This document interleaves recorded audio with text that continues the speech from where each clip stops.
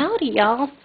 Well, I've been sitting here looking at Proposition 88, and near as I can tell, it's kind of an interesting combination of two pieces of legislation trying to address two separate problems and kind of bring them together to work together, which in this particular case I think can work.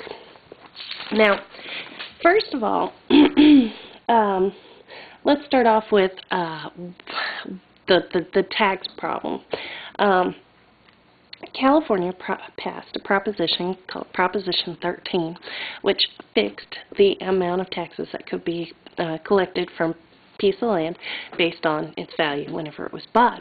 Now, this sounds like a great law, and it passed, but the problem is that corporations and companies and other entities, people who are in land for an investment, they also fell under that particular law.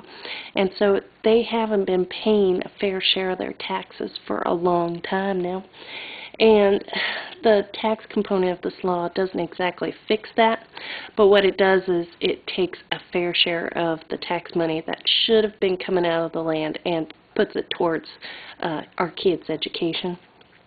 So what they do is they charge a $50 flat tax on parcels of land and put that into an education fund. Now, what should happen is that a fixed percentage of the value of the land, assessed, every few years or something, should be the amount of tax that is put into the state fund. But only a certain fixed amount would actually go to our kids' education. So it starts addressing the problem. Now, before you get worried, if you are a homeowner, you don't fall under the tax. You aren't going to get billed. So that's the important thing to know. This is directed at companies and corporations that, the inheritance isn't in the hands of individuals. And so the land just keeps on passing down,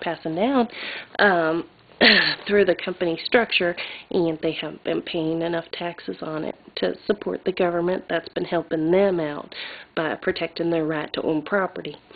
So now, if we move on to the education part of the program, here's the thing that is so important is that they are trying to reduce classroom size. Now, I cannot believe that kids get a good education in a class that's greater than 30 students.